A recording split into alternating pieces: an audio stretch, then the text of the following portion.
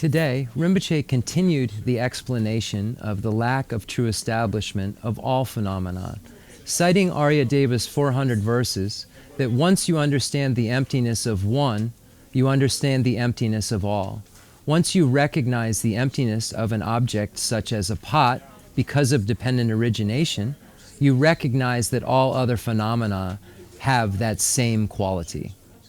I'm going to go with it. Digsong Rinpoche. Oh yeah.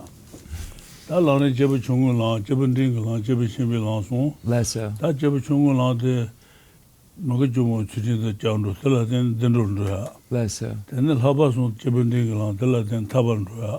Lesso. Den de shangju sen de shindo la so de jebe shimbe la, tela den swaje gomo sal ro ya izade.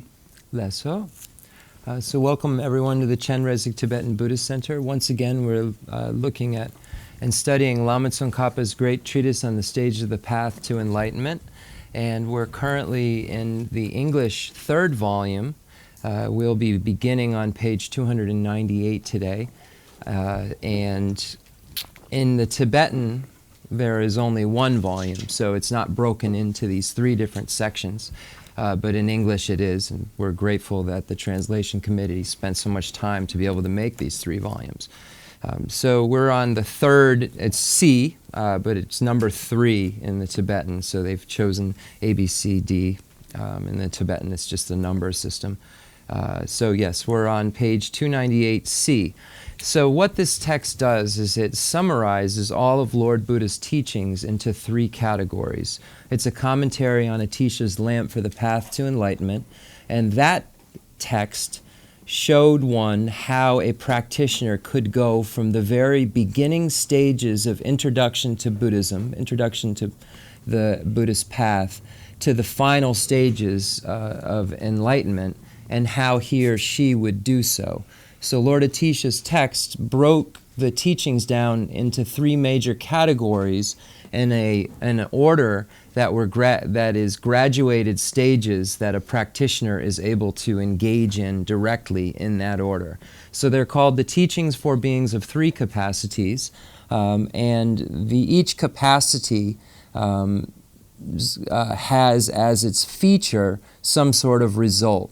So the first category is called the teachings shared in common with beings of small capacity. And the result of these practices is a higher realm rebirth. So one is able to achieve rebirth in the gods, demigods, and humans. So he or she engages in going for refuge to the 3 jewels, the Buddha, the Dharma, and the Sangha, engages in ethical behavior that abandons the 10 non-virtuous activities and acknowledges any downfalls related to negativity. And in dependence upon those practices, he or she achieves that higher realm rebirth. The next category of teachings is for a practitioner who is mentally slightly more advanced in terms of their scope or in terms of their desired result. And this is for a practitioner who wishes to end cyclic existence altogether, but just for him or herself, not in relation to others and in relation to all sentient beings having this sort of freedom, just in relation to oneself. So this practitioner who wishes to achieve their individual nirvana, a cessation, engages in the 3 highest higher trainings, the highest higher training in ethics, highest higher training in concentration, and the highest higher training in wisdom. And in dependence upon those practices, coupled with the previously mentioned practices in the small capacity, he or she is able to achieve an individual nirvana. And then the final category is for the practitioner who wishes to not only achieve an individual liberation, but wishes to become a Buddha in order for all sentient beings to arrive at that cessation as well. So for the sake of others' liberation, or for the sake of other sentient beings. So this practitioner engages in the 2 categories already mentioned as foundational practices of the small and medium scope. That's why they're called in common, because those are common to whichever practices are above them. And so in this practitioner engages in those previously mentioned practices and couples them with the generation of the mind that aspires to enlightenment, bodhicitta, And then with that mind that is called the Buddha mind, a mind that wishes to become a Buddha, he or she engages in the 6 perfections for that reason, in order to become a Buddha. So this is the engaged form of his or her bodhicitta. So in dependence upon those practices, he or she is able to achieve complete Buddhahood. So the medium scope practitioner is only able to get rid of the afflictive obstructions, so therefore he or she is not omniscient. There are still lingering imprints of those afflictions that disallow him or her to be all-knowing. So in order to be all-knowing, the practitioner must remove the obstructions to omniscience, which requires all of the practices in the great scope that are not in common with the small and medium scope. So, dig some.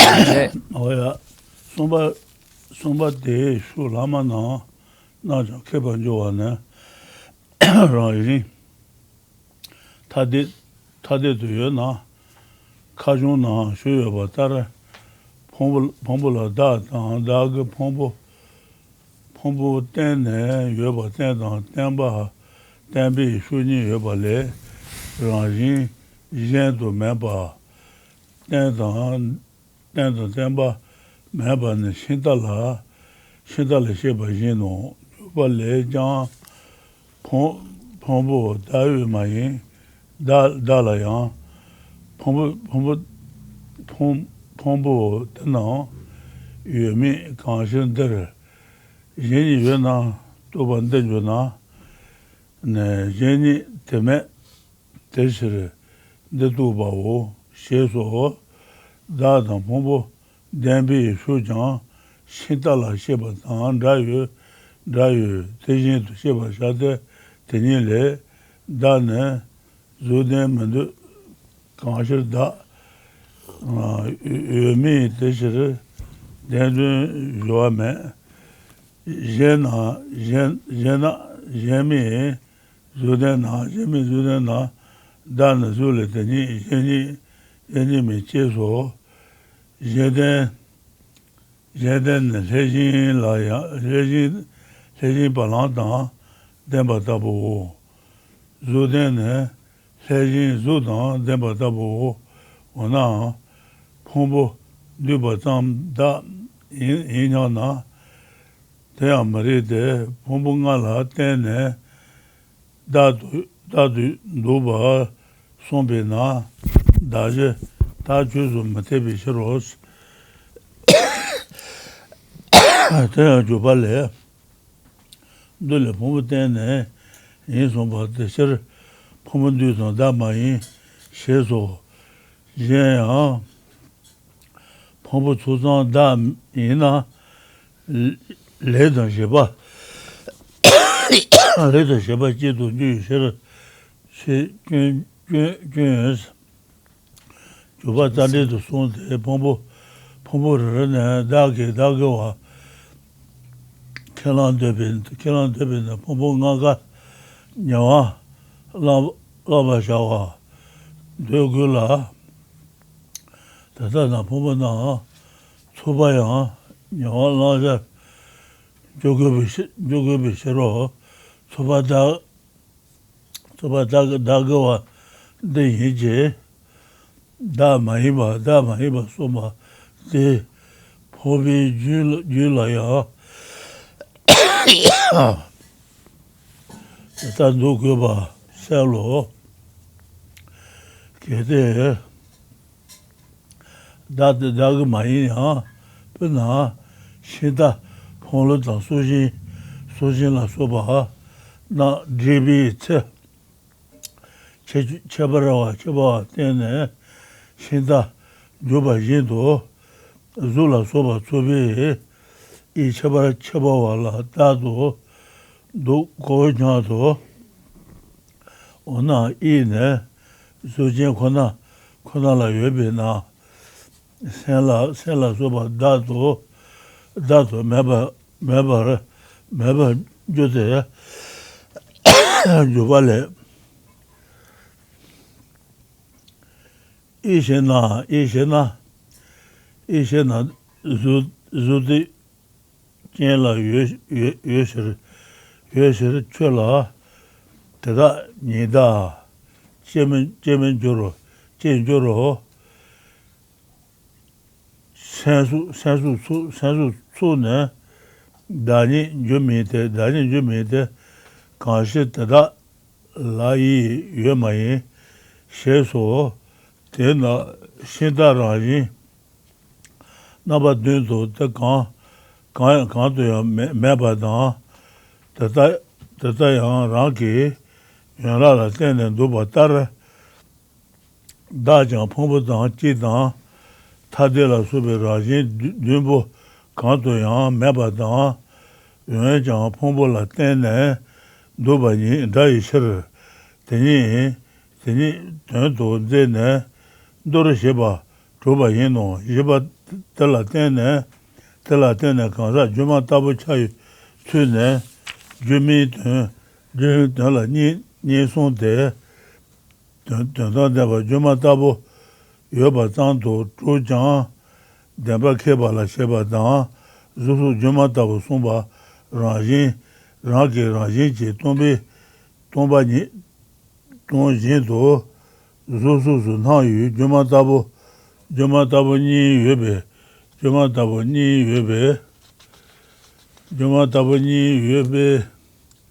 여바탄 되니 여바 제바네 나바라 제고베 쯤메데 지자발레 지자베데발레 대셔를 다다 용수 제베나 ngāpa rāñjī chūpa mañchū yu sūsū nē ngāpa nā chūma tāpo tēnī lāmar lūpa njūrō jūmī tū lāma lū gūpa sōmbī shirō dēyā nē nyōgu tē rāñjī ngō chūpe rāñjī kena riba di duji chisiba nyaba tisido ribi te mate chene nyagula rangi yoba riba mache yang nyagula rangi meba tar dento batang rangi che tombi nawa juma tabo den tenhana rebe ga gobe zimbi chun yin je tada meba jumatabi yoba zimbalayan junzin che ngoyin yobe do goso nyado zimbane yinzi balayan jumatabo diji ngoyin yoba do goso nyado zimba shi ne yimenete tata mayina tendi chi ngeba tangi shamebe chun chenpo ju shite ha mato shi sindo deyang jumatabi tun yoba tang rangi yoba ni mesheba yinba dun mazawo yen yu che de rebe siba na mandu nyado tambo jungshin tene chöken layang tetang rawa tune meba ke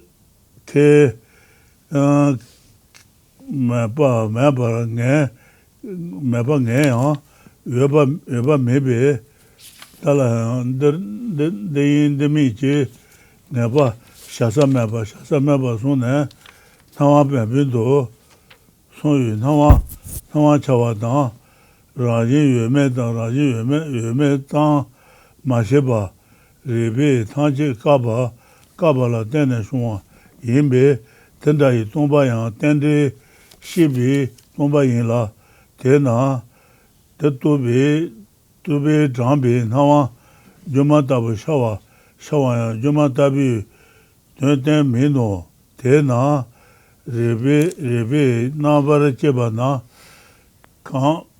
kanza la soba la rangi ngoyo tubi yudin do de su chonze jang mando ko nyamba na dala tenne nawan den na jang penpen to chawa tang kawa meje tenda tenne omi chuta meshin rangi mebi chu tenbi ten tu la tanji la wonshin wonyang kasa ne rangi ngo chubi rangi malyoba keba dang rangi mebi kanza la soba teni yenla le soba po dang deba nyongbo la soba yuba ngepa tine chonggu de danang su nyu tubi nye tu te sita tangdo song yu omi tawa shen tu nye kawa yino tendawa shi ma nye na ta yu ngepa chewa tangdo shu tangji la ngepa chong tungzhu la shu la ngepa jeta chewa te tangdo ta yu ngepa chong tungzhu wa dun ma za wa ta yu nye ka la to tsong su ngepa che yu jewa tau men tu te shir ngepa yang na rangi ngu chuban zinbi jundu tang tata yueba ta yu tata tang yang na ngobu na sheba tangji tongpe zinba konde tang cheta tang ngobu meba ya ta yu ta tongwa yino tata na tingan zinji abule tese dime toju denpa yi jawa tene tenzin chunde che sebi ruwa malang tabo te dala machi suyang chewa me sentient me tang suja manye te chunde na ne owa chushin da juma tabo naki lu nda te chunde dawa drashin henju jin manga gaji deyang shene ne jiten shen tu fishin drume jang leji na ne na yang chumiza kowa na kadu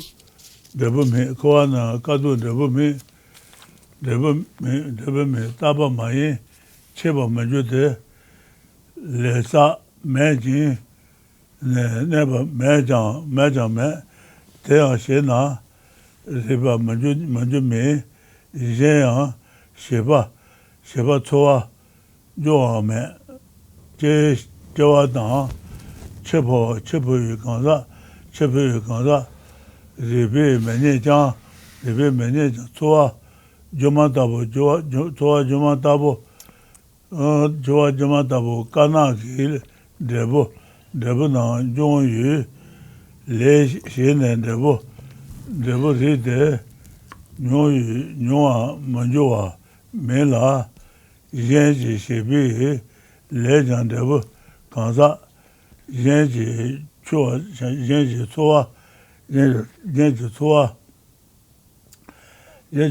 nyong yu yewa yenji tsowa nyong yu ma jepa na treba me para somba tatabi ngepa nyenpa shawu ngepa te tsulu ne nga sheba tara ribi gaja lebar chadu yu la rangju la maribi rangji chetar drutaba na lebar sang la nga senpa she la tene rangi Jendawa Yuena,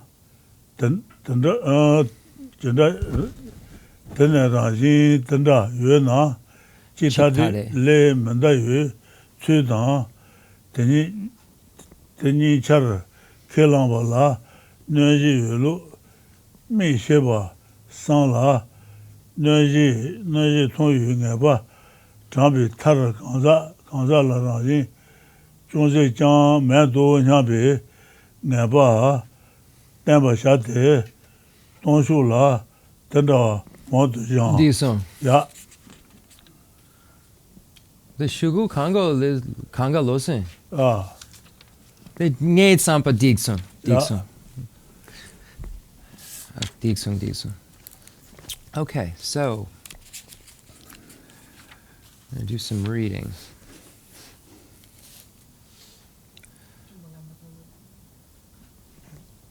Okay, so page 298, how those arguments also refute each of the remaining positions. If the self and the aggregates were intrinsically different, there would be two ways in which they could be basis and dependent, like yogurt in a bowl. Either the self could exist in dependence upon the aggregates, or the aggregates could exist in dependence upon the self. However, as in the explanation of the chariot, since they are not intrinsically different, they do not exist as basis and dependent. Chandrakirti's commentary on the Middle Way states, the self does not intrinsically depend on the aggregates, and the aggregates do not intrinsically depend on the self. While such conceptions could be correct if they were intrinsically different. Since they are not intrinsically different, those are misconceptions. The position that the self possesses the aggregates is also similar to what was explained with regard to the chariot, so it should be understood accordingly. Chandrakirti's commentary on the Middle Way states, we do not hold that the self possesses the aggregate of form. Why? Since the self does not exist, possession by the self is meaningless. If they are different, then it's like having cattle. If not, then it is like having form. However, the self is neither the same as nor different from form. Having cattle is, for example, Devadatta's having oxen. Having form is, for example, Devadatta's having form. Is a mere group of aggregates the self? This is also incorrect because the self is said to be imputed in dependence upon the five aggregates and is not tenable for the basis of imputation to be the object imputed. The commentary on the Middle Way. So actually, where it just correct, it's important. This is also incorrect because the self is said to be imputed upon, in dependence upon the five aggregates. It should say imputed dependence upon among the five aggregates, because the self is also posited in the formless realm where there are only four aggregates. So that's actually it's important that that part of the definition is present because it just has to say any among, because then this can be refuted if you're looking at a formless realm basis. So I'll reread it. This is also incorrect because the self is said to be imputed in dependence upon the five aggregates. So in the definition is among the five aggregates, so that you can say, well, the formless realm, the self, is imputed upon four aggregates as opposed to five aggregates. So it covers all of cyclic existence if that among is within the definition. So it seems like not important, but just for the tape's sake and just for explanation sake, it should among the five, just because of the example of the formless realm. And is not tenable for the basis of imputation to be the object imputed. The commentary on the Middle Way. The Buddha's discourse said that the self depends upon the aggregates. Therefore, a mere group of aggregates is not the self. Furthermore, Chandrakirti's commentary on the Middle Way and explanation of the Middle Way commentary state the fallacy that if a mere collection of aggregates were the self, agent, and object would be one. The self, agent, and object would be one. This is because anyone who claims that the self appropriates the individual aggregates must accept that it appropriates all five aggregates. Hence, it would appropriate the collection of the aggregates as well. This passage from the commentary on the Middle Way means that the collection is the basis to which the self is imputed, but is not the self. This makes it clear that you must also assert such with regard to the continuum of the aggregates. Objection. Those are not the self. Rather, I posit the self as the particular shape of the collection of form and so forth. For example, when a chariot's wheels, axle, and so forth are assembled, this is considered a chariot if the distinctive shape of a chariot is found. Reply. Only what has form can have shape, so consciousness, etc., could not be posited as the self. The commentary on the middle way. Is it a shape? Since only what has form has shape. For you that alone would be called self. Collections of consciousness and so forth would not be the self, since they have no shape. Just as a chariot does not intrinsically exist in any of the 7 ways, but is still posited in dependence upon its parts, the self does not intrinsically exist in any of the 7 ways. One of the aggregates different from the aggregates and so forth, yet it is still imputed in dependence upon the aggregates. This proves what the Buddha stated succinctly, treating the chariot and self as an example and exemplified. D. How the person appears like an illusion based on that refutation. Illusion is said to have 2 meanings. Statements that the ultimate truth is like an illusion, for instance, mean that although it is established as a merely existent, its true existence is negated. Statements that forms and such are illusions mean that what appears as a form while being empty of intrinsic existence is like an illusion. It is the latter of these that I am concerned with here. The latter also carries the meaning of illusion in the former sense. It is not always certain that the former usage carries the meaning of illusion in its latter sense. How do you establish this latter sense of illusion? You use 2 kinds of awareness, one that apprehends an appearance and one that ascertains emptiness. For example, how can you know that an appearance of a horse or elephant is an illusory or false appearance? You need both a visual consciousness that sees an illusory horse or elephant and a mental consciousness that knows that the horse or elephant does not exist as it appears. Likewise, to be certain that the person, for instance, is an illusory or false appearance, you need both the undeniable appearance of the person to be a conventional consciousness and the ascertainment by reasoned knowledge that the person is empty of essential or intrinsic existence. Reasoned knowledge does not establish the appearance exists, while the conventional valid cognition does not establish that it is empty of intrinsic existence. Consequently, you need both reasoned knowledge that searches to see whether things intrinsically exist and conventional awareness that apprehend forms and such as an existent. While some say that there are many ways to make a form appear like an illusion, it is unnecessary to exert yourself at techniques for generating such. For such appearances spontaneously present themselves to the conventional consciousness that apprehend those forms. Analyzing them often with reasoning that examines whether they intrinsically exist, you develop a strong certainty that intrinsic existence is refuted. Then, when you see an appearance arise, it appears like an illusion. There is no separate way to set up an illusion like emptiness. Earlier teachers used the term space-like emptiness to refer to an emptiness that is the mere elimination by reasoned knowledge of intrinsic production, cessation, and forth in appearing object. They used the term illusion-like emptiness to refer to the subsequent appearance of forms and such, which appears to be intrinsically existence while being known as actually empty of intrinsic existence.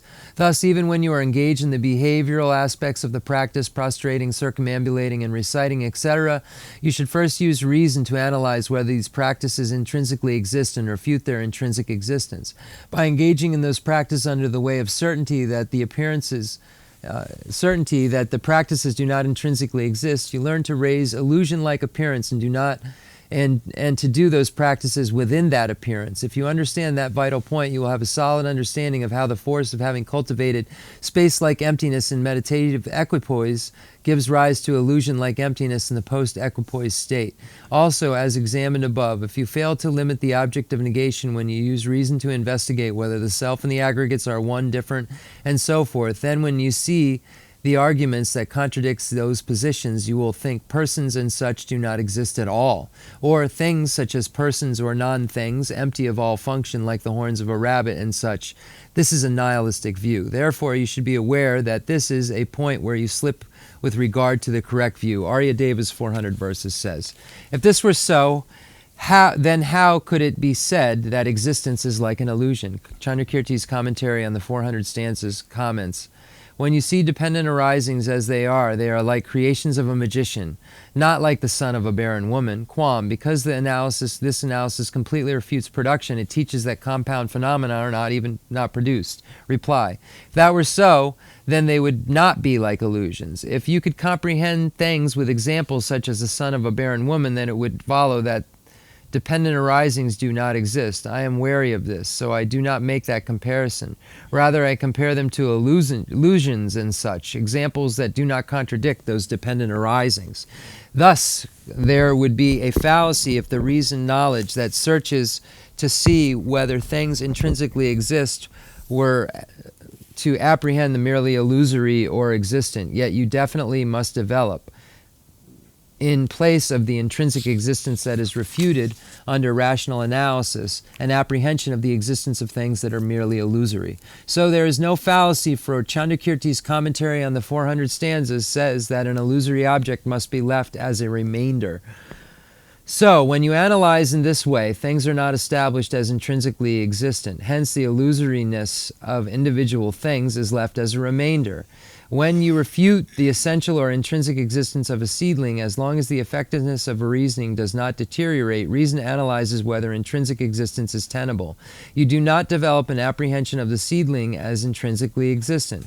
However, if you think that the seedling's lack of intrinsic existence is truly existent, or that the illusion-like appearance of that which is empty of intrinsic existence is itself truly existent, this is a misapprehension that you must refute using reasoning. Some think that beyond this, even the apprehensions of the illusory as existent involves clinging to the apprehension of illusoriness, and thus must be eliminated. Pay no heed to this notion, or else you will incur a great fallacy, namely that any certainty about dependent arising would be impossible. I have already explained this several times. This is undoubtedly a case of failing to distinguish between the existence of the illusory object and the true existence of the illusory object.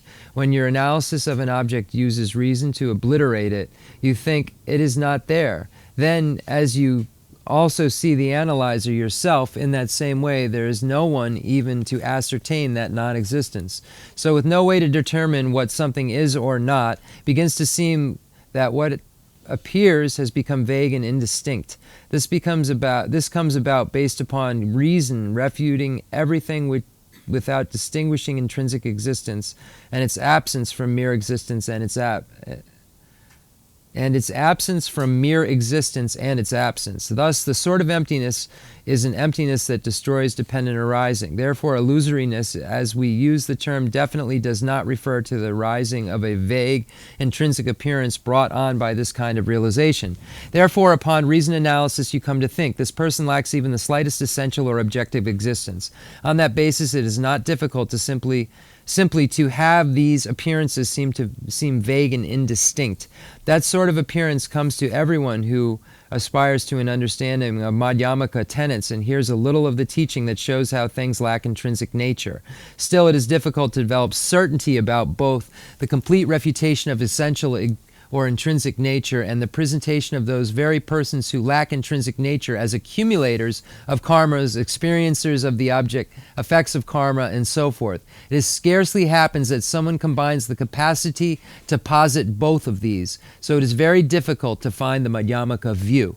Without that combination, it is undeniable that as certainty about the philosophical view increases, certainty about the behavioral aspects of the practice decreases. Insofar as certainty about the behavioral aspects increases, certainty about the view decreases. There is no way to develop equally strong certainty about both. Therefore, you will definitely fall either into one extreme, the superimposition conceiving intrinsic existence, the eternalistic view, the view of things as existing intrinsically, or else the other extreme, the mistaken denial holding that things are devoid of the capacity to perform functions, the nihilistic view, the view of things as utterly non-existent. Thus, the King of Concentration Sutras says, "Then the conqueror, who is without sin and endowed with the 10 powers, explained this supreme concentration. The states of cyclic existence are like a dream. Herein there is neither birth nor death. Living beings, humans, and even life are not found. These things are like foam, like a plantain tree, like an illusion, like a flash of lightning, like the reflection of the moon in water, like a mirage. There is no one who dies in this world and passes or migrates to another. Still, actions done are never lost, and virtuous and non-virtuous effects ripen in the world, neither permanent nor falling into annihilations. Actions neither accumulate nor endure. Yet you cannot do actions without meeting their effects, nor do you experience the effects of others' actions. Thus, even though reason does not find the person who makes the passage at birth and death, and virtuous and non-virtuous effects do occur among illusion-like phenomena, so you should be certain of what the sutra says, that those who have done actions will not fail to contact or experience their effects and will not encounter the effects of actions they did not do, those effects being felt or experienced by the other persons who did those actions. Seek this assurance in the following manner, as previously explained from a clear concept of the object that the reason will be refuting. Then focus on how, if there were such an intrinsically existent person, it could be one with or different from its aggregates, and how reason contradicts both of these positions. Develop certainty in seeing this critique. Finally, solidify your certainty that the person does not even slightly exist intrinsically in the phase of meditating on emptiness. Practice this often. Hold on one sec. I just need to see where we go to. Practice this often. We go that far? Okay, good.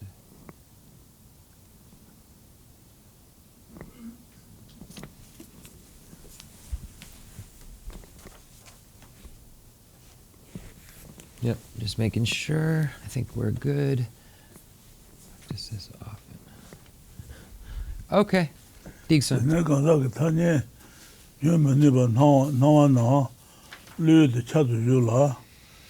The less of a non, the Bunyabo, you be ten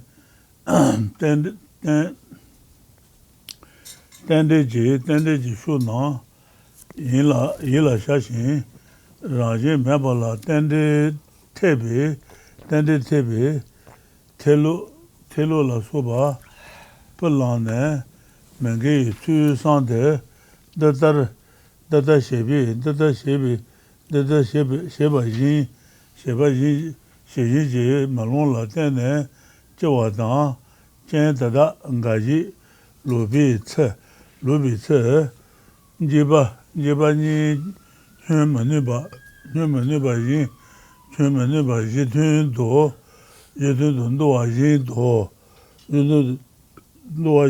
Ganza Laya, Raji Dudam Mejan, Les Oba Potan, Debunyua Potan, Maji, Leji, Numu Sula Tene, Jayan, Mangelo Nyado, Jean Shade, the Tabone, Dada Tanji, cause Sheber Shavo. Ona Sunyan La Suba, Dada. Kanto Nayu Raji, Kanto Nayu Tomba Neba, Dana Chan, Dana Ne, Raji Meba Toba Yina, Suju, Monsunji, Raji Meba, Toba Juyu, Te Papa Joro, Mina, Dana, Raji Mebi, Petabo Ronde, Tadajan, Raji Meba, Tala Tene, Raji Meba, Tala Tene, Tugula, Ti Per Kanju La Soba, Suji, Tana, Tomedo, Jugosu Yana, Dala Hamana Kaji, Sunyan La Soba Nane, Raji Meba, Monsun to Jan, Papa Manjude,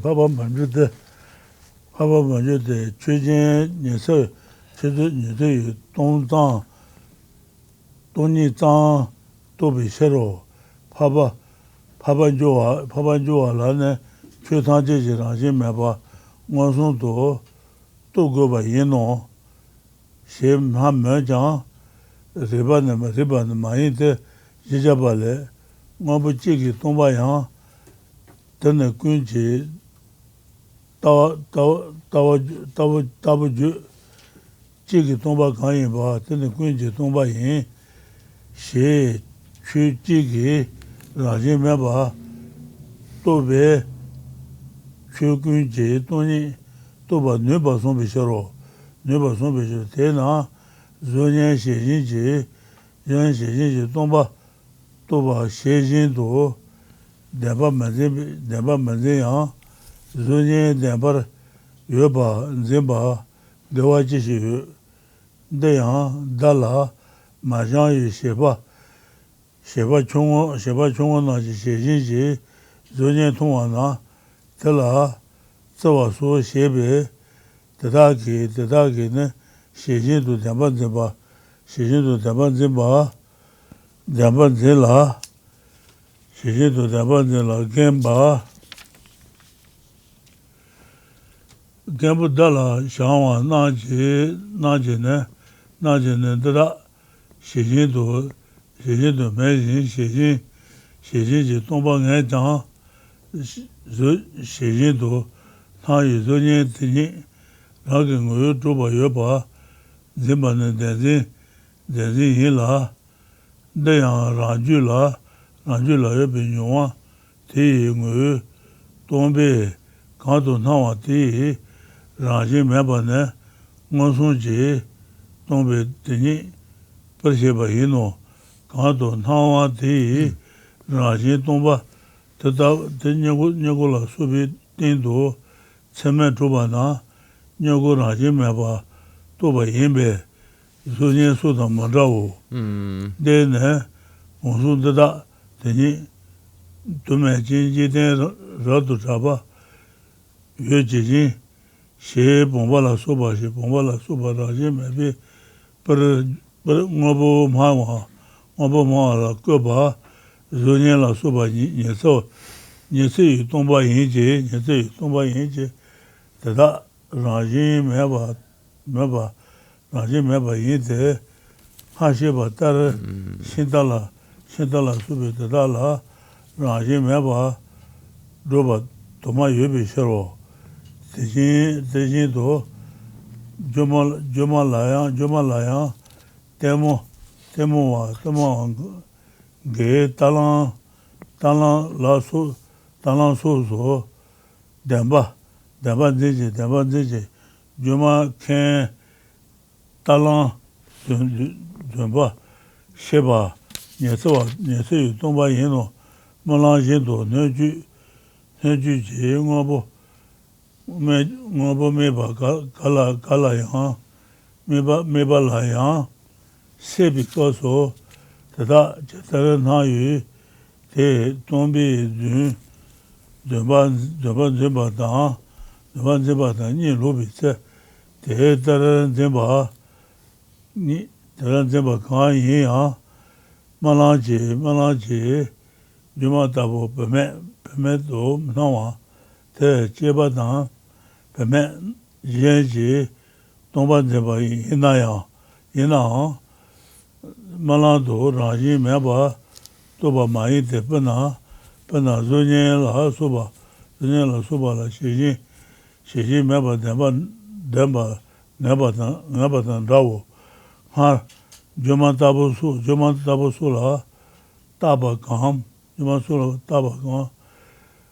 tada jiten le jang yue me she tangba tar henju tang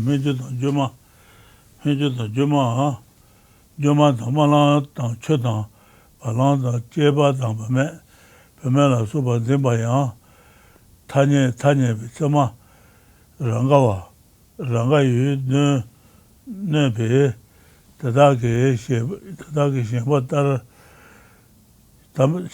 je ne meba sheba ne chu rangji meba tubi tawa meno te tar nga shebi jumi tena dode sami sisu sheba 양수 주네 장 상보 샤오 드다 드는 땡안지 잡을래 송보 따라시 송도 제게도 제가 주마지 대지 동셔당 주마지 몰라 제다보 참아 공방원이 제동 공방원이 제동 전에 타지 라지 대지 셔바지 제대로 나가 당이 나와샤 다샤와 대존에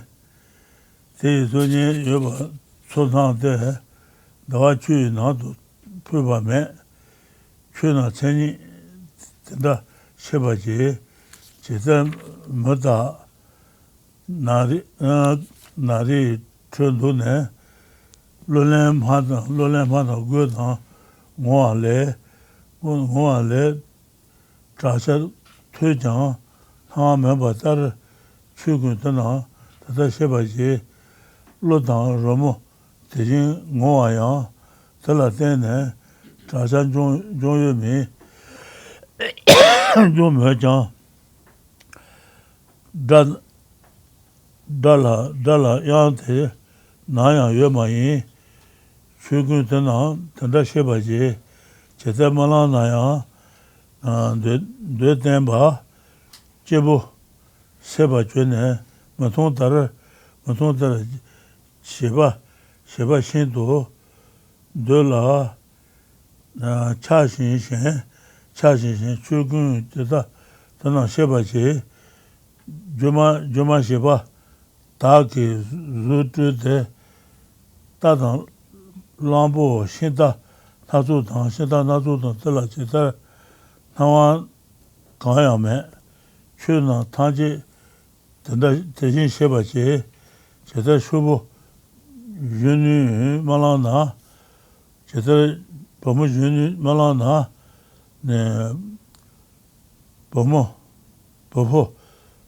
쇼신 시와 대통네 쇼네 가신 신네 마가다 추나 대신 세바지 제대로 템모去나왔다 첨부去나왔다 첨부去나왔다 다시去나왔다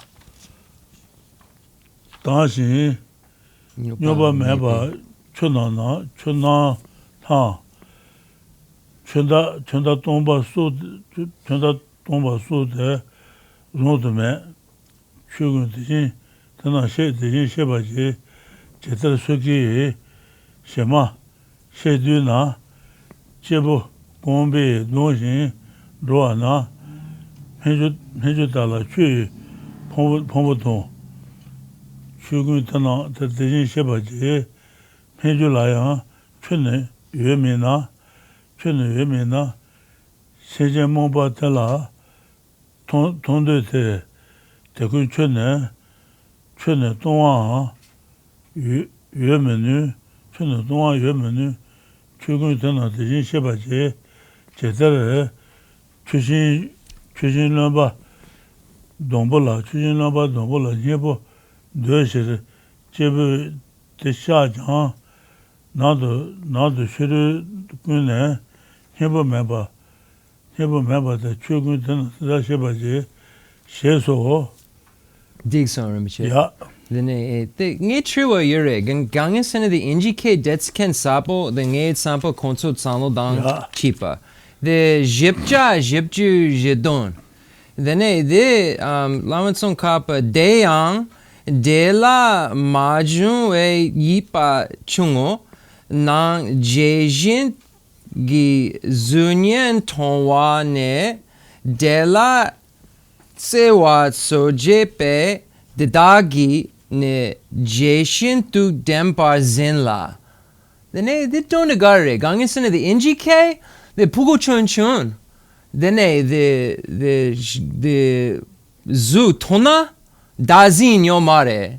The pugo chun dazin yure. Ngatsu kanka dazin yure. Then konso the pugo garisan lo kandre hakogudu. Then the NGK, the pugo the tsemetsik, then kon the nge da gutsogomare. De puik de chigudoe. Puguchunchun dazin yo mare. Okay, then it got it the data the dunda gare data dati dunda. The da shintudzin ba yomare gangin sena kon salo mambo yomare gare kelen Rinpoche. Poco chuchung zoniel ten zoniel karyoba in tangone in san tangoro ta. Zoniel the may zoniel shana the may ngone in san tangoro. Less so. Then deba meba tontugo maro. Then that makes more sense. Well, when we get to there's a part in the English that just seems like not something. We'll get there, and I'll show you. And I just want to see if that's what is being said, and it's not exactly. So that makes it make sense. All right. Okay. Let me go back to where we were. Give me one moment, folks. We're on D, right? How the person appears like an illusion, based on that refutation. Is that correct? Hold on, give me one sec.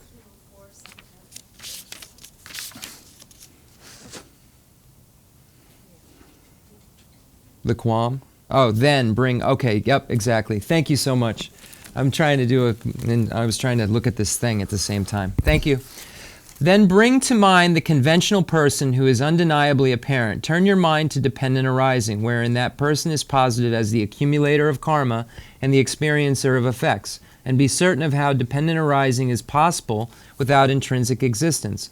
When they seem contradictory, think about how they are not contradictory. Taking an example such as a reflection. A reflection of a face is undeniably a conjunction of 1, being empty of the eyes, ears, and such that appear therein, and 2, being produced in dependence upon a mirror and a face, while disintegrating when certain of those conditions are gone. Likewise, the person lacks even a particle of intrinsic nature, but is the accumulator of karma and the experiencer of effects, and is produced in dependence upon earlier karma and its afflictions. It is not a contradiction. Practice this thought and understand that it is like this in all cases. Quam. Does certainty that reflections and such are empty of what appears to constitute knowledge that they lack intrinsic existence? If so, then the perceptions of ordinary beings would constitute knowledge of emptiness. Hence, they would be noble beings. If not, then how can reflections work as examples of the lack of intrinsic existence in those persons and such? If you have to use a reason that proves the absence of intrinsic existence, even to understand the examples, then there would have to be an endless regression when you examine issues such as what to posit as examples for those examples. Reply by an earlier scholar. Although ordinary beings have perceptual knowledge that reflections and such lack intrinsic existence, they are not noble beings because they only know the emptiness of a limited subject. In order to become a noble being, one must have a perceptual knowledge that all phenomena lack intrinsic existence. Our position, that reply is not right because Aryadeva's 400 stanzas says that one who knows the emptiness, the lack of intrinsic existence of one thing, can know the emptiness of all phenomena. One who sees one thing is said to see everything. The emptiness of one thing is the emptiness of everything. So this was last week's question when we cited in Aryadeva's 400 verses that once you see the emptiness of one, you see the emptiness of all. So if you have an understanding of the emptiness of any object of observation, all other phenomena emptiness is arrived at in the same way. Therefore, you understand all emptiness, which, as a translator's note, would negate this idea that one can be a superior being while only knowing the absence of self of person. One is a superior with once one understands the lack of true existence of all phenomena. And this is the proof in the Madhyamaka system that Aryadeva makes. He's saying that once you know the emptiness of one subject, you know the emptiness of all. So that why the self is empty is the same exact reason why everything else is empty. Therefore, someone who knows that a reflection is empty of being a face does not apprehend it as truly being a face, yet does not apprehend it as truly existent reflection. What contradiction is there in that? see here, this is the one where I have the question with Rinpoche. When young pre-verbal children see reflections of their faces, they play with them and so forth. Hence, they do not apprehend them as truly being faces. That's not, they apprehend them as truly being faces. So it's supposed to say that there's a misapprehension that's taken place. They are grasping. A small child, there is a grasping. Now, the child might not immediately know that that is him or her, so he or she is grasping at a self as an image, as really being there and being truly existent. But this passage appears like grasping at self is a learned subject, where it's not. This child is grasping at true existence. And here it's saying, Rinpoche is saying that the child thinks that the mirrored object is a real person that's there. So Rinpoche is saying that the child doesn't see the lack of true establishment at all. It just sees a concrete, truly established object. So we'd have to work, whatever, I don't know, but as I was reading it side to side, the Tibetan didn't seem to have a negative, they do not apprehend them. They do not doesn't seem to be in the Tibetan. So then that changes the whole meaning. Anyway, older verbal persons are certain that insofar as though reflections are not faces, they are empty of being faces. Yet they apprehend as intrinsically existence those very reflections that appear to be faces. So they're saying that the older persons, maybe they know that that's not a real person there, but they still don't understand that that's not an image that lacks intrinsic existence, reflecting a being that lacks intrinsic existence. So it's saying that even those elders that know that's not a person in the mirror, they still don't know that that reflection isn't intrinsically existent, and they don't know that that which is being reflected, the person being reflected, isn't intrinsically existent. So it's saying that there's a misapprehension, even if you know correctly that it's just a mirrored object. Persons are still misapprehending the object because they believe that there's some true existence there. They're not apprehending the emptiness.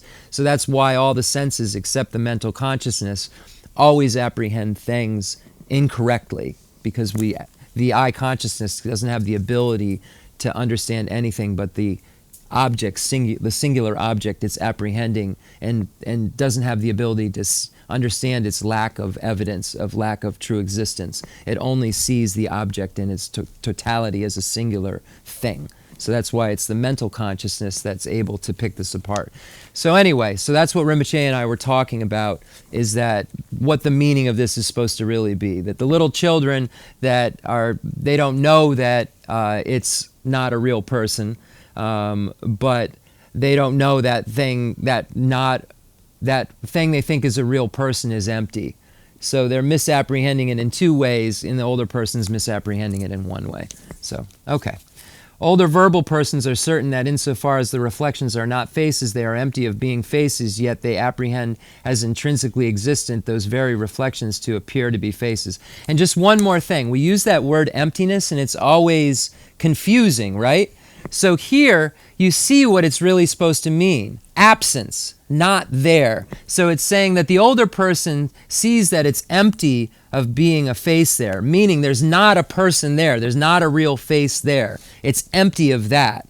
But they don't see that that image that isn't a real person is empty of intrinsic existence. They just see it as empty of being that real person. They're not seeing that it's so they're apprehending one part correctly, but its actual nature incorrectly. That apprehension is a conception of true existence. Experience in our own mind stream proves that this is how we see reflections. So we ascertain them as a reflection, but don't ascertain their lack of intrinsic existence of reflector and reflection and reflected. Nevertheless, reflections and so forth are appropriate examples for the lack of intrinsic existence. Why? We use those examples because perception establishes that they are empty of the entity they appear to be. and thus they are not really what they appear to be. They are empty of true existence. They don't have true existence. So you don't even need that word empty. You can say they don't have, so because perception establishes that they are empty of the entity that they appear to be, they don't have the entity they appear to. They don't have intrinsic existence. It appears they do, but they don't have that. So I notice over the months we've been this word emptiness has been stumbling people up, and I've been trying to figure out how to make it so it's not so difficult, because it suddenly seems like a void and a place and almost like its own, like it's not empty itself. It's some like final nature of things that is like something that's concrete, that has true establishment. And that word emptiness is merely meaning that it is void of something. Something isn't there. It's missing something. It's empty of something. When a bucket is empty, it's empty of whatever would normally fill it, water. The water's not there. The true self isn't there. So, the ngama the tomba ni injike the triwa mambo jagadu nkali kapudu me mambo tsampa tomba ni demba drupa yin. Then konsu tsampa the tomba ni hladandradu. Kashe tsampa tomba ni sacha yin. Then doni dopi sherap tomba ni drogdu. Then the tomba ni the tomba the gayu the chala mepa the gam chala mepa the gam tomba. Gari tomba chala tomba chala mepa dain sonsa chala tomba. Then the Geshe then selpocha chishena selpocha. Nevertheless, reflections and so forth are appropriate examples for the lack of intrinsic existence. Why? We use those examples because perception establishes that they are empty of the entity they appear to be, and thus they are not really what they appear to be. When valid cognition establishes this empty of really being what it appears in relations to seedlings and such, then it knows the seedlings lack of intrinsic existence. In this way, seedlings and such are different from the reflections and such. Chandrakirti's commentary in the Middle Way says, just as things such as pots do not exist in reality, yet do exist in terms of what is familiar to the world. As an example of the lack of intrinsic existence, he states things such as pots to the advocates of intrinsic existence. Yet, as in the case of reflections and such, he refers to a limited emptiness and not their lack of intrinsic nature. This is because, as explained previously, many proofs of lack of intrinsic existence use chariots and such as examples. Similarly, in the case of a magician's illusion, the spectators apprehend it as truly being a horse or an elephant. The magician's knowledge that the horse or elephant is false is knowledge of a limited emptiness. In a dream, you see an environment and its inhabitants. Upon waking, you understand that they are false and that they are empty of what they appear to be. Even while asleep, you may apprehend them in that way. In either case, you understand what appears to be men and women in a dream is devoid of being other men and women. Nevertheless, this does not constitute the knowledge that the dream is empty of intrinsic existence. So this is like the person understanding that the reflection isn't a real person there, but not understanding that the reflection and that reflected does not have true existence. So here, the person can awake from a dream and understand there weren't real people walking around in that dream, but he or she doesn't awake with the knowledge that that dream lacks intrinsic existence. Just like he or she, an older person apprehending an image in a mirror, knows that's not a person, just like the person woke up from a dream and knows there weren't people in the dream. But in both cases, if the person doesn't understand the nature of reality, they will not understand that both of those experiences were empty. Empty of what? Empty of true existence. True existence didn't exist in any of those cases. That's what emptiness means, and doesn't mean anything more than that. True existence didn't exist in any of those cases. As cited earlier, Chandrakirti's commentary on the Middle Way says, things that are ascribed to mirages, magicians' illusions, and so forth, do not exist even for the world. So it's saying that everyone would agree that an illusion isn't real, but everyone wouldn't agree that that illusion isn't truly existent. meaning that the illusion isn't what it appears to be, but it isn't what it appears to be in two ways, not one. This means that ordinary conventional valid cognition discredits consciousness that apprehends as existent the water, horses, elephants, men, and so forth in mirages, illusions, and dreams. Therefore, the knowledge that the objects conceived of by those consciousnesses do not exist, and not the view that knows the lack of intrinsic existence. So you should reflect upon the meaning of illusoriness as explained above, reciting the poetry of the profound sutra collections. Take this statement from the King of Concentration Sutra. Like a mirage, a phantom city, or an illusion, meditation associated with signs is empty of essence. Know that all phenomena are this way.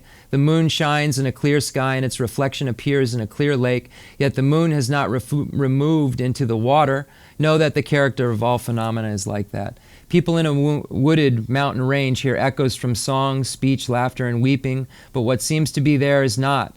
Know that all phenomena are this way. Although echoes arise from song, music, and even weeping, the tones of those songs and so forth are never in the sound of the echo. Know that all phenomena are in this way. When people who have something that they want in a dream awake and do not see it, they are fools to desire it and to cling to it. Know that all phenomena are this way. When magicians conjure up forms, creating various horses, elephants, or chariots, what appears to be there does not exist at all. Know that all phenomena are this way. When a young woman sees the birth and death of a son in a dream, she is delighted at the birth but not at the death. Know that all phenomena are in this way. When reflections of the moon appear at night in clear, clean water, they are empty and vain, ungraspable. Know that all phenomena are in this way. A person tormented by thirst traveling at a midday in summer sees mirages as pools of water. Know that all phenomena are this way. Although water does not exist in a mirage at all, a diluted water being wants to drink it. It is false and undrinkable. Know that all phenomena exist in this way. Someone may peel away the watery trunk of a plantain tree looking for a pith, but neither inside nor outside is there any pith at all. Know that all phenomena are in this way. So the true existence of phenomena is no more real than the illusory beings in a dream that one has had. So that's what it's saying, that it's comparing the people in a dream, the hollowness of a tree in the inside, is saying there's nothing inside, there aren't any of these people in a dream. When you see a mirage, there's no water there. The intrinsic existence of phenomena is just as unreal, just as untrue. Then the Rinpoche chutsu ju dan karma nishu la son trio dan lenja. Then that's more. Okay, that's lo. That's. Mambo yo mare. Yeba megi cheba ju kune ruzu don la jawa ne. Chetar phonlo la soba la tene. Shenda taba na. La tena nyawa na shawa la. Shenda nyawa la babo yeba tejin to pompo ngata. Kan to dan Geshe Lharampa tene da don do la da nyawan Lama shawa da nyawan la babo dan shin da dan te yan la na jan she babo dan le sun jo ba jin to da na pombo la so ba le bi shawa she babo dan pombo la so ba ne kelan ba shayi le yinbe shawa yinte juba le tejin jiten trabe pombo dan kan dan tejin cheche to tempo yin she so de yan shenta tar te kona ni juba na na ba me jan Aba chonse jame jang ma cheba kondo de yodo nyeba te dagawa yang keba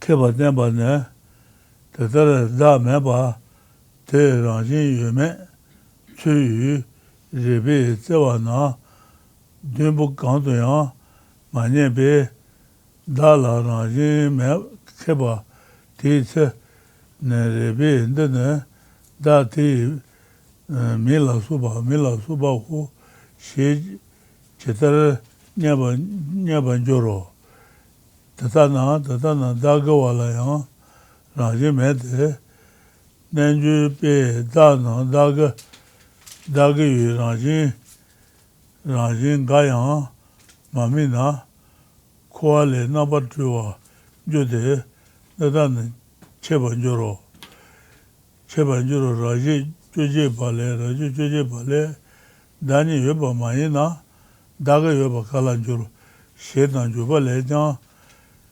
kanshi shebo menje le meba tese dagi wana naba chuan joro shezo dala ranji meba tuba ne nga jo simba tara simba le sheba shawo sumba riba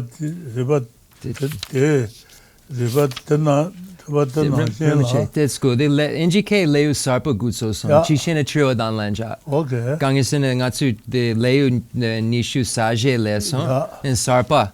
The Yabudu Ngatsu Ka. Okay, yeah. The Leu Gatsi Yirbe.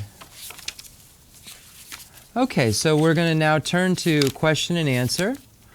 Because we would have got, no, let me read. Let me read first. I read it. Number 2. The example illustrates how the person is established under various names.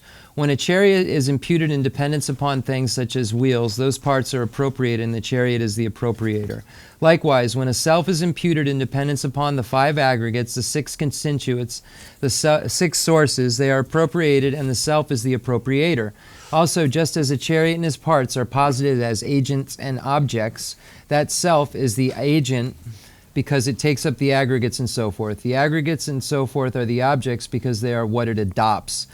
Chandrakirti's commentary in the Middle Way says, likewise, in terms of what is familiar to the world, the self is held to be the appropriator, in dependence upon the aggregates, constituents, and 6 sources. The appropriated are the objects and the self is the agent.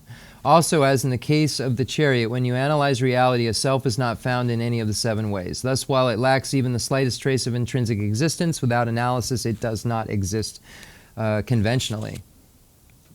Without analysis, it does exist conventionally. Teaching that what the self owns is also thereby established as lacking intrinsic existence. When reason searches to see whether the self intrinsically exists, it does not find it in any of the 7 ways. Thus, when it has negated the intrinsic existence of the self, how could reason find the I that belongs to the self, etc.? Accordingly, that the self owns what the self owns also lacks intrinsic existence. When yogis do not see any intrinsic existence in either the self or what the self owns, then they are liberated from cyclic existence. I will explain this below. Nagarjuna's fundamental treatise says, if the self does not exist, how could there be something owned by the self? And Chandrakirti's commentary on the Middle Way says, since objects do not exist without agents, what the self owns do not exist without the self. Therefore, yogis are liberated through seeing that the self and what it owns are empty. On the strength of knowing that the self lacks intrinsic existence, you understand that what the self owns also lacks intrinsic existence. You should be able to understand this point and how to eliminate qualms about this point based on what I have said above. Okay, questions? I have a question.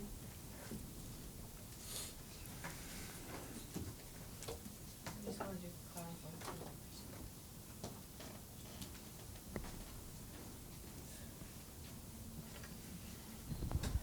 So,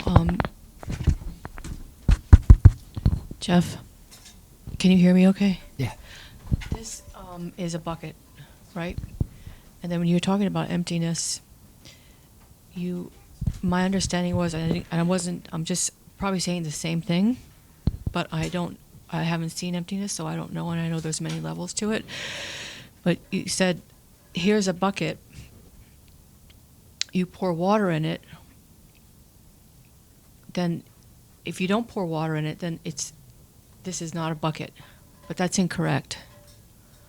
It still has its function. Right.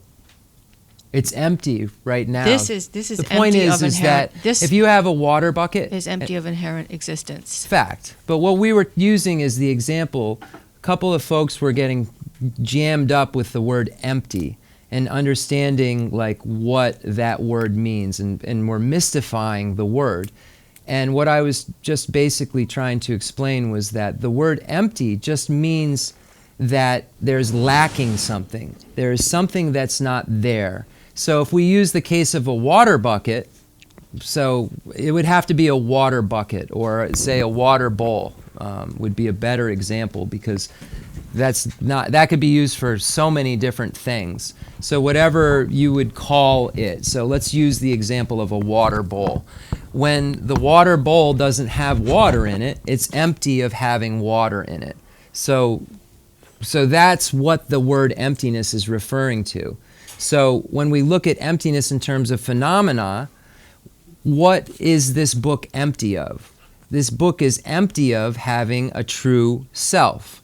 So this book doesn't have a true self. So doesn't have and empty mean the same exact thing. So that water bucket or water bowl doesn't have water, it's empty of water, means exactly the same thing.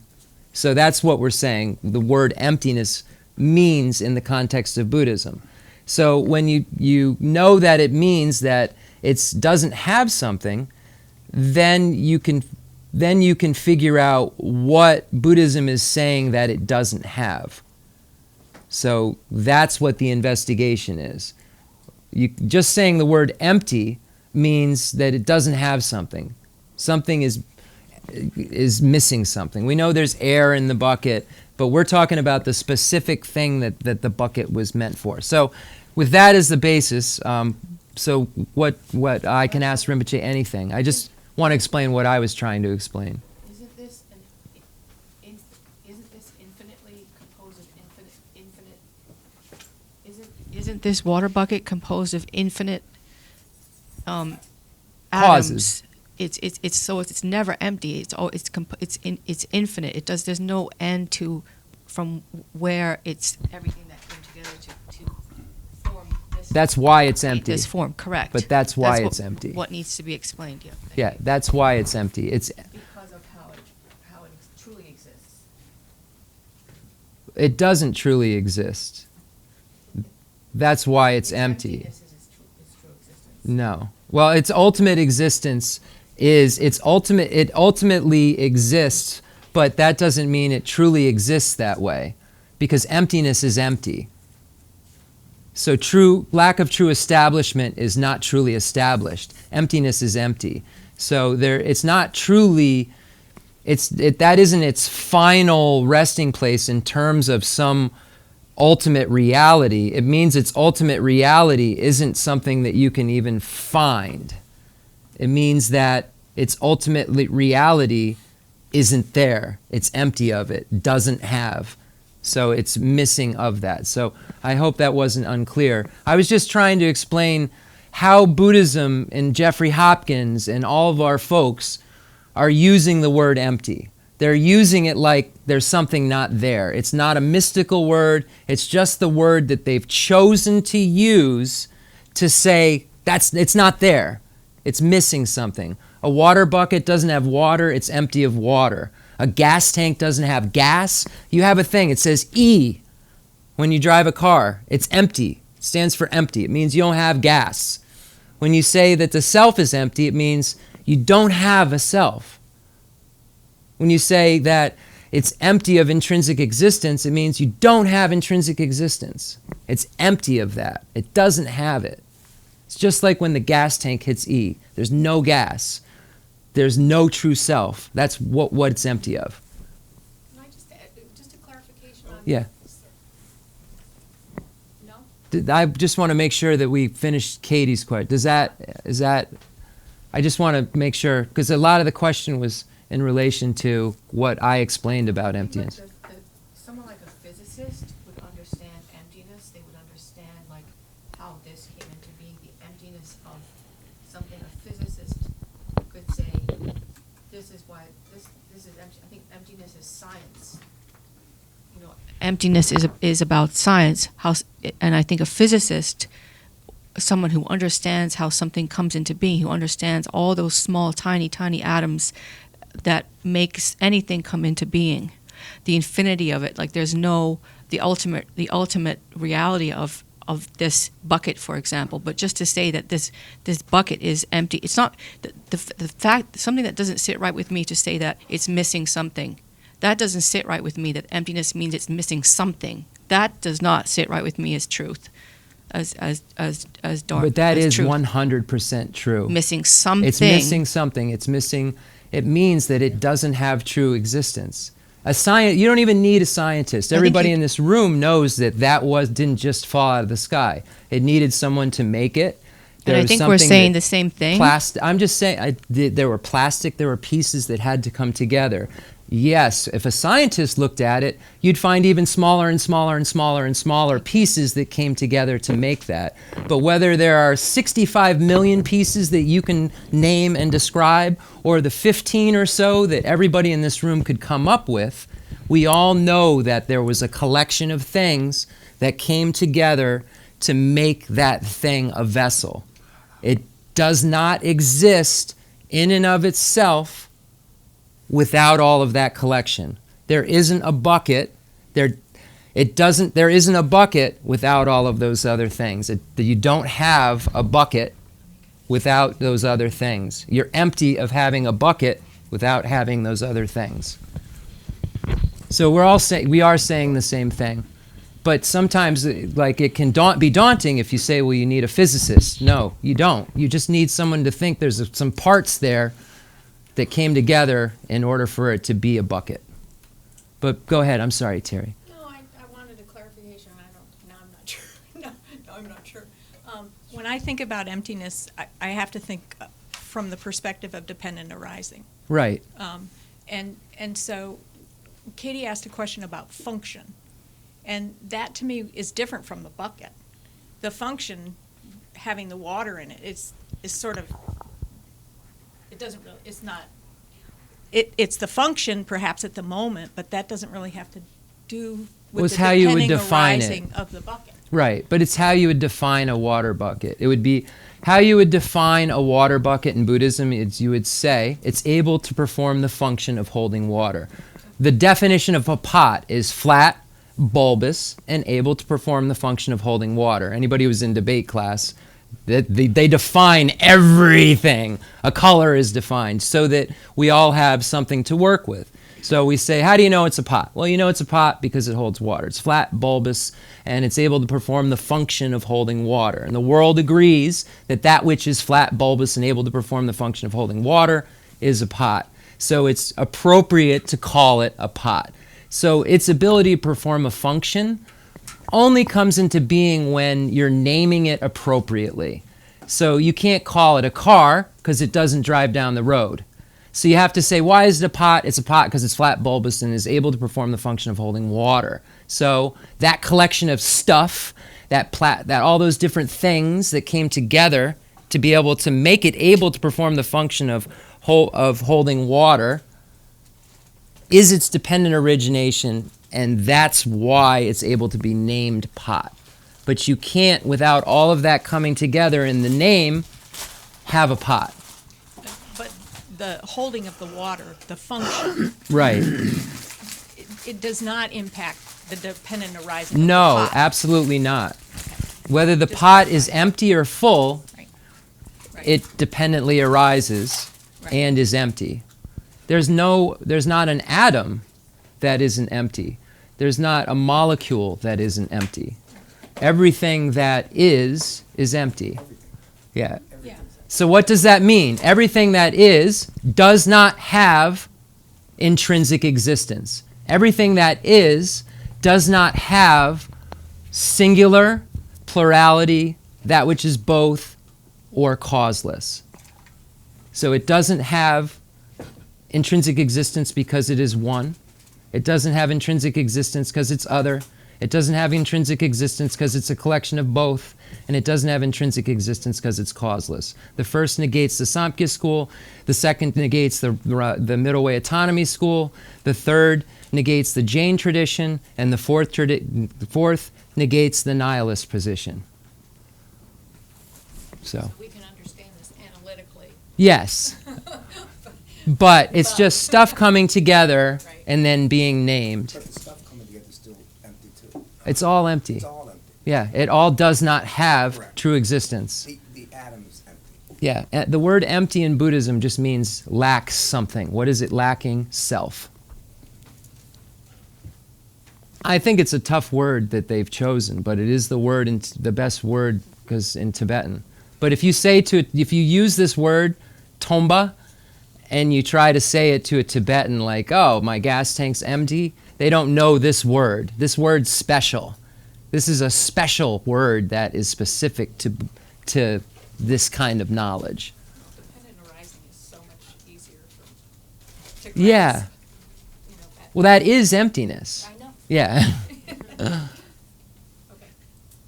Anybody else? But I think also I read somewhere to even speak about emptiness or to say that you have seen emptiness or you know about emptiness. I read somewhere in text somewhere, I can't say where. It's kind of should avoid that. It's such a profound subject. It's so profound. They spend years meditating on it. It takes years and years to realize it. That's what I read. Yeah, an Arya superior being can't tell a non-superior being that they have seen emptiness. It's against the vow. We're understanding words. Yes, absolutely. Absolutely. And if you have an understanding correctly of those words, then there's no harm in explaining it, but one has to know that who you're explaining to is an appropriate vessel. And that's where you get into a jam explaining emptiness, because everybody isn't ready to understand it. So that's why it's a cautionary subject for sure. Because nihilism and substantialism are where 99.9% of people who read about emptiness land. Even myself, I'm landing there. Like, I'm not trying to say that, oh, and I'm in that special percentile. The middle way consequence view is so subtle that it's really takes that higher stages of the path of preparation where you have calm abiding and special insight to really be able to not fall a little bit into substantialism or nihilism, because it's just so hard once you start bringing it all back to not feel like there's nothing tangible to hold on to. And then once you start to hold back on, then you're substantial again. So I've found that that's the hardest part for me. And that's what the texts speak of. You know, when you first read about emptiness, it seems so easy. Like, things come together, so there's a bunch of stuff. It's not one. But then you're like, well, why are there like 1,000 books written on it this big if it's just that simple? And it's much more subtle and complex than just, this isn't this because of that. Yeah. You can see as we read through this stuff that there's something else going on here that I'm missing, or, something more subtle. The Tony Dopi Sherab Shera Tramodu, the Sapa Yomare, Kali Kapudu, Kali Shena, Nyone Shena, Kali Kapudu, Nyone Shena, the Jpag Sema Shera Kali Kapudu, Musum Sema Kali Kapudu, Yene Ngatsu Kanga, the Lengare, Ngatsu Kanga Gutsogare. Then a Rinpoche, Lapcha Ribe, the Tomba Ni, the Me Mambo, the Tomba Ni, Le Labodu, Yene Konsu Gutsogomare, then they Me Kashe, Tsampa, Tomba Ni, Gutsog Tugomare. Then they Lapcha Ribe, that's Larona. Then they Ngatsu Kagare. Less so.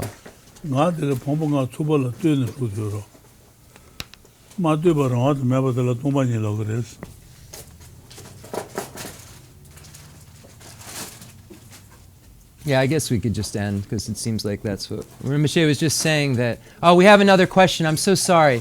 I apologize. I didn't see you had the microphone. Rinpoche was just saying that the best place to start when we think about emptiness is with the I, and thinking about how am I here? How is this I, the Jeff, sitting here now? And then once we start to investigate, we'll realize that there's a dependence upon all of these parts that are here too, in order for Jeff to be here. And once you see that it's a compound or a collection of things that came together and then served as a suitable basis of designation, then that's how you understand the emptiness or the lack of true existence of the I, because you see that the I dependently originates, is not something that exists singularly or without any kind of causes and conditions. It comes into being through dependent origination. Go ahead, I'm so sorry. Oh, yeah. And I'm sorry if I'm committing a faux pas here. I know you said 2 weeks ago when we did the White Tara stuff not to talk about it at like coffee shops or anything. But I don't know. So basically, we did that White Tara initiation 2 weeks ago, and he sort of he outlined a means of meditating to visualize the White Tara. And I didn't stop my standard meditation practice and just completely switch over to White Tara. But a couple times since that 2 weeks have transpired, I've tried to do that kind of White Tara meditation instead of my normal breath meditation. Mm-hmm. And even just 2 weeks out where we are right now, I find that it's hard to remember everything that he went over in that first initiation. I tried to go online and sort of look at Dharma talks and other things in the tradition. I typed in White Tara meditation to Google and stuff, and I found that there is there's just so much variation in how they have you visualize the White Tara and stuff. So I was wondering if there were any resources that I'd be able to consult with for how to do the White Tara meditation in the style that I learned it during the initiation 2 weeks ago. Okay, just real quickly, the initiation isn't the meditation. So that's where it could get confusing, because the initiation is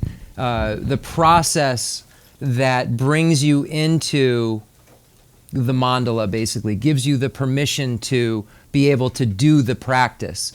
So there's various, now there are practices that have those similar things where you're gathering and so forth, but those are very long meditation practices. They're usually done more advanced practitioners. So I'll ask Rinpoche what he thinks, but generally you start with trying to imagine the deity in front of you and doing the mantras, and then just imagining yourself as the deity through some very simple process. But let me see what Rinpoche says. Rinpoche, then ngatsu kanga, the ngatsu mambo the dronkar sewang, the desong, then the con computer con.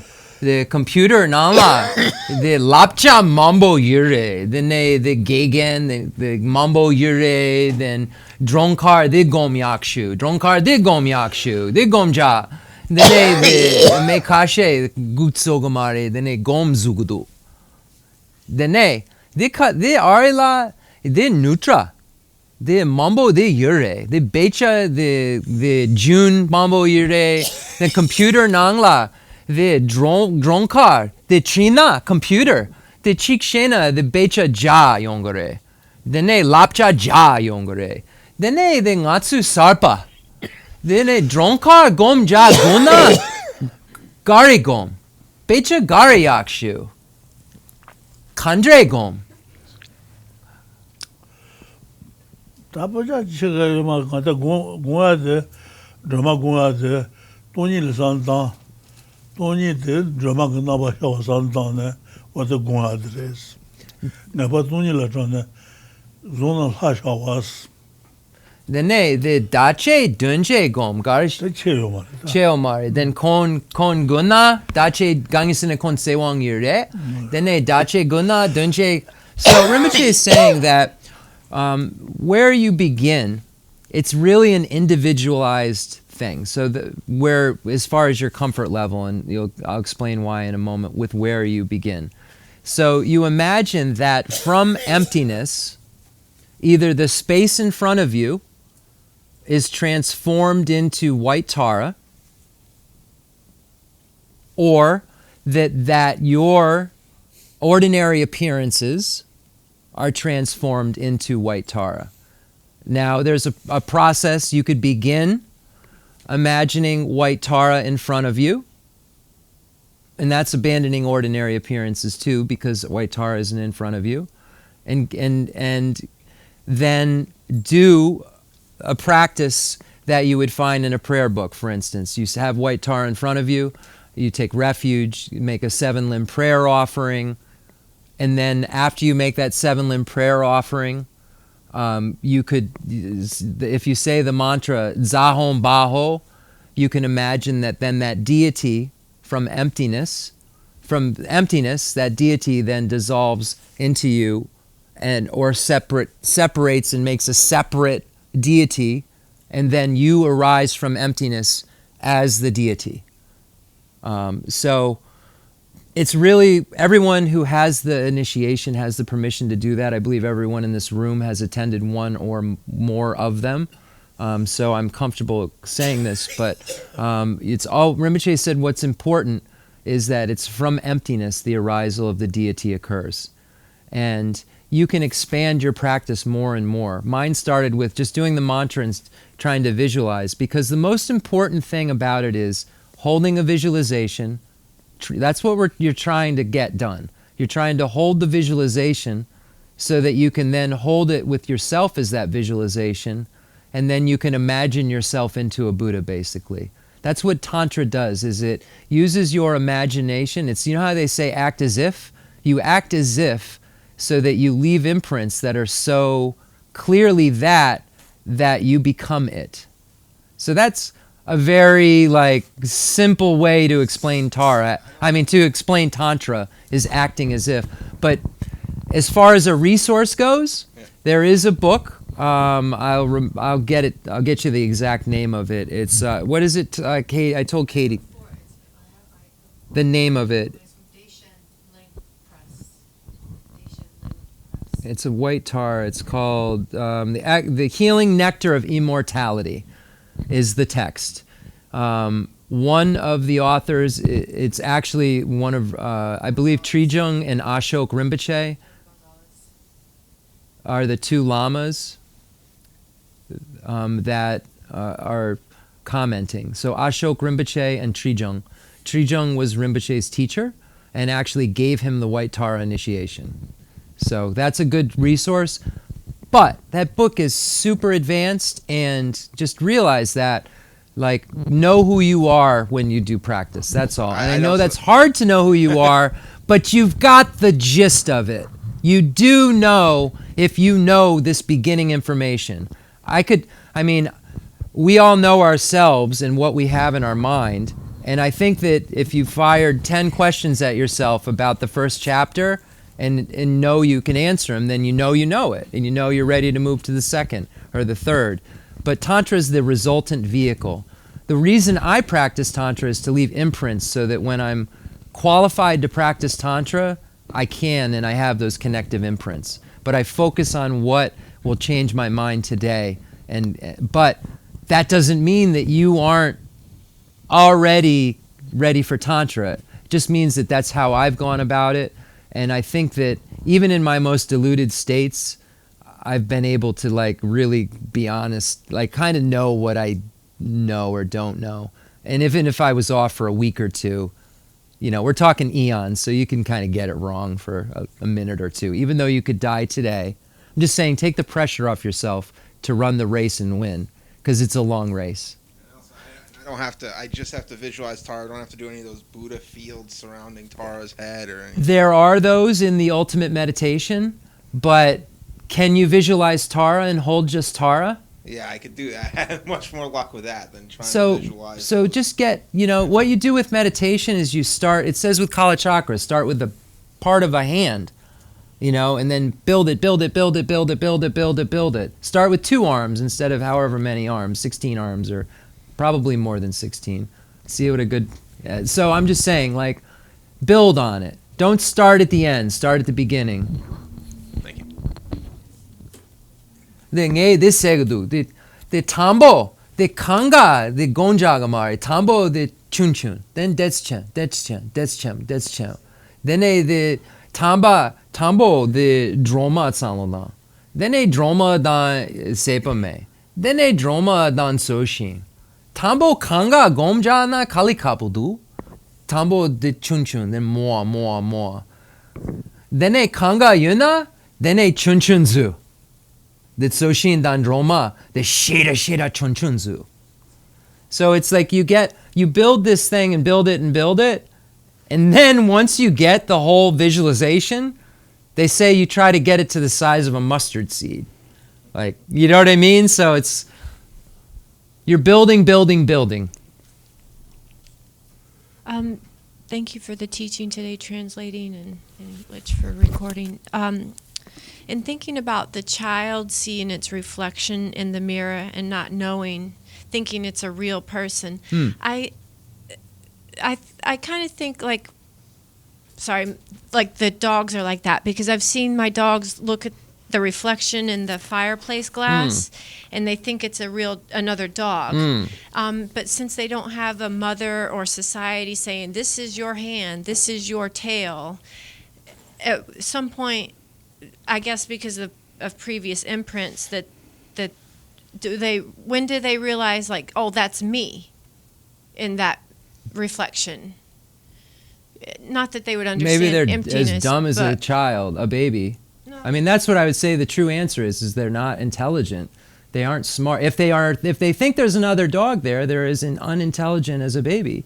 But we don't know. They might be just barking at themselves. We don't know really what they're thinking, but there's only a couple options. Either that we're misperceiving it or they are. They wouldn't have this grasping of mine. That's my body. For themselves, but they aren't, just like the baby grasps at I as a true, the baby is I am here, I cry, I'm hungry, I'm sad, I'm cold. But there's got to be a moment where they realize, oh, that's me. Because in here, without a mirror, I don't know what I look like. The Rinpoche, the key, the shigu dana, then ki nipa tsanodan, then ra jagdu. Then the kondan pugo drapudu, gangisune the pugo tsampa, the pugo nyune yure, konso hako gamare the zuma. Then ki tsampa the ki nipa nyune. Then the drapudu Rinpoche. Then ki dazin denzin yurebe. Yure. Then garshene kon the nga yomare hakogudu. Look, kon gupa. Ki gupa pugu chun gupa nipa. Chipa. Chipa. Then the nga shugma mena nge the dra kado kakogomare then nge pa kado kakogomare me jenda nga malana dazin yurbe. Okay, so no matter if you can see yourself or not, you're going to grasp at yourself as being truly existent. You see a reflection of yourself, you add to the details of what you think self looks like, but the grasping at self is still there. The Rinpoche is saying the dog barking at its reflection is doing so because it's not an intellect, doesn't have the intellectual level to understand what a reflection is. Just like the baby thinks there's a second baby there, the dog thinks there's a second dog there. The dog, though, even though the dog doesn't realize that that's its reflection, the dog is still grasping at itself as being truly existent and grasping at the second dog as being truly existent. Instinctual. Dogs don't think like that. They don't have logic. They see another dog, they bark. It's instinctual. Doorbell rings, they bark. It's instinctual. They don't have the logic to discern that that's them. They just know that's a dog. I bark at other dogs. It's instinctual. That's a good way. That's true. That ignorance is instinctual. Mm-hmm. That's why the animal realm is lower than the human realm. And everyone always gets mad when they hear that. Well, my dog is so smart and it can, right there, boom, bark, it knows no more than a baby and maybe even less. Right there, clean example, clean.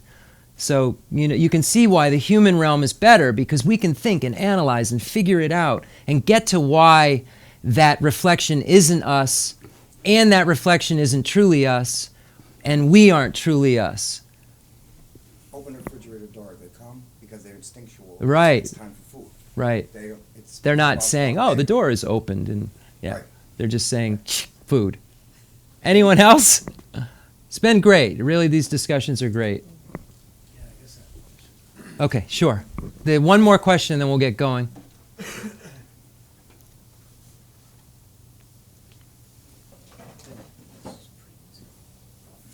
There are no easy ones. All right, just a question about emptiness. Okay. Now, you basically using the bowl as a means to describe it. Now, is emptiness dependent on its opposite? Does that... There has to have been full for there. Is Right, that what you mean, to be well, empty? Do you need the bowl to have emptiness? Do you need emptiness's counterpart? Do you need substance or form in order for there to be emptiness? No. Okay, so No. it's just a means of description. Means of the description. bowl being empty and not having water in it. In that case, but emptiness in the Buddhist case means that not only is it not have water in it, it means that that vessel itself isn't truly existent as a water pot because it dependently originates. Okay. So it's just this, it's not saying that it doesn't exist, it's just saying that it doesn't truly exist as a water bucket. Okay. Like that analysis, when you first perceive it, that analysis doesn't take place. So you, for instance, if you see a car you really like, Right. your analysis doesn't say it's just a collection of parts and metal. It sees Ferrari. Right. So it's just that standing back and understanding that it isn't truly Ferrari. There isn't something out there that is so lovable by everyone that we all have to have it. It comes together. You've learned something about what's fancy, and then all of that comes together and turns into this magnificent thing. But there isn't a magnificent thing. It's all made up. Okay. Magnificent. There's a thing, but not a magnificent thing. You know what I mean in that case? I'm just trying to make it a little bit clearer why emptiness is even a point that we're bringing up, I guess. I guess it's looking for clarification in that emptiness is devoid of anything. No. So emptiness does have some type of substance? It's, when you say devoid of, you'd have to, what do you mean by devoid of anything? It means it's devoid of something very specific. Okay. Yeah, emptiness in the Buddhist context is very specific. So it needs the bowl. Emptiness needs an object of some sort. It does. Emptiness itself is empty, but we don't need to get into that heady business. Emptiness is empty. But in order for emptiness to be stated, there has to be something that you're talking about. Right. So, because you can talk about emptiness, but the bowl itself, the bowl's emptiness requires you to have a bowl, to say that bowl is empty. Yeah. But that would just be why emptiness is empty. That's why it's a part of the reason why emptiness is empty. But yes, the bowl is just, we're only using a bowl as and you could use any subject in the universe you want to use. Describe it. Every subject in the universe is empty. What does empty mean? It does not have intrinsic existence. What does that mean? It means that that thing's sitting there because of interdependence. It's not sitting there singularly without anything making it come into being. Yeah. That's all it's empty of. It's only empty of that. That's the only thing that that word is being used for in that context. Does that make sense? I think so. Yeah. Well, more sense. Yeah, take the bucket away, say car. Why is a car empty? Because it dependently originates. It has tires. It has metal. It's a collection. It's a collection of stuff that came together. There's no car that's just out there without that collection. The tomba ni kali kapudu. Dit seek indicate seek ngatsu empty gecheshe. Yine empty. That's ken sapudu tsanlodang. Then the emptiness, empty tsanlodang. The sem mepa the tsanlo mepa shag. The mambo tsanlo mepa shag.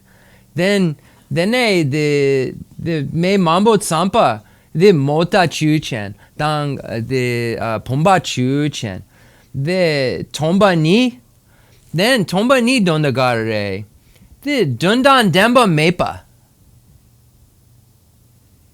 Mebal ko mares. then konsu tsampa mambo tsampa then mepa sha. I was saying that emptiness is a difficult word because you arrive a lot. When you use that word, it just seems like nothing.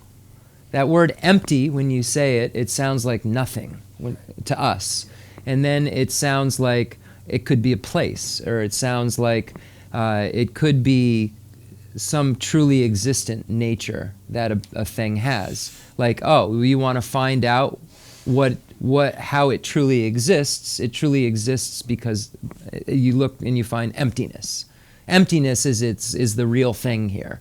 When emptiness is as unreal as the pot. So it's not, emptiness isn't a final thing that doesn't dependently originate. Emptiness dependently originates because there's got to be something that is empty. It's empty of. And then there's a concept. Then there's someone coming up with the word empty.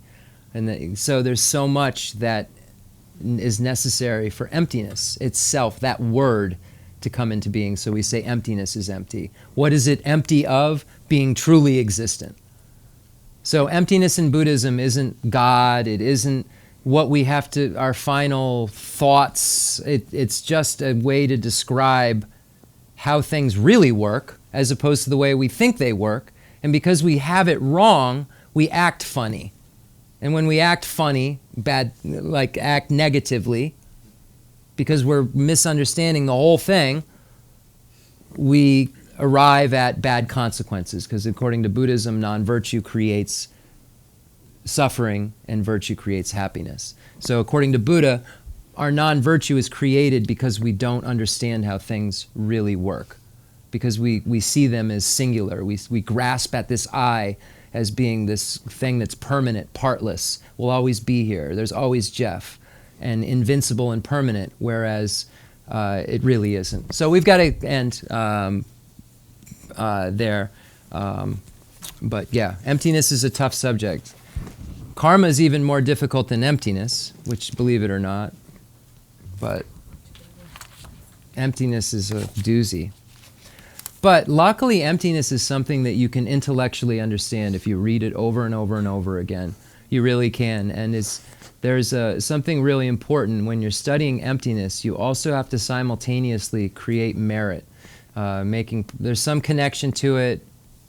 Take it or leave it what I'm saying, but if you want to understand emptiness, accumulating merit while doing so will make your understanding of emptiness become clearer, and you will arrive at what it means quicker by accumulating merit. Doing like circumambulation, making prostrations, just doing things that are more mundane that will help defeat pride and ego and accumulate the merit needed in order to understand these subjects.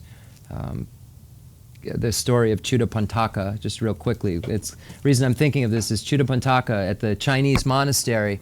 The papi, the palanchungo, the go, the jai, tsulakang, palanchungo, the go yure, Chuddapantaka.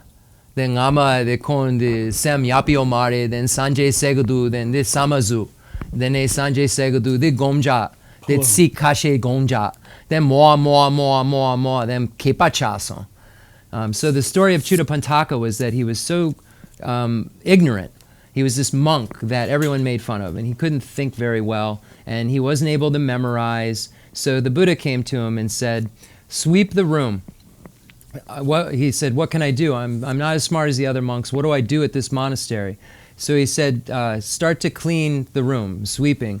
And as you sweep, just say this thing over and over: abandon dirt, abandon stains." So then, like another week later goes by, and Chuddapantaka comes to Buddha, and Buddha says, "Now say, abandon dirt, abandon stains. Here, the dirt is my afflictions, and I want to abandon my afflictions." So then the Buddha expanded on it, and expanded on it, and expanded on it. And Chuddapantaka was someone who was only able to memorize one line. And by the time he memorized the second line, he forgot the previous line. And through this gathering of merit, and he was also simultaneously cleaning the monastery, and he was given various other duties of cleaning and so forth, which were accumulating merit and building upon his wisdom. And Chuddapantaka became became a foe destroyer in that lifetime, achieved the state of arhatship. So Chuddapantaka went from not being able to even memorize a second line to becoming liberated because of gathering merit. So there's some connection to gathering merit and understanding and wisdom.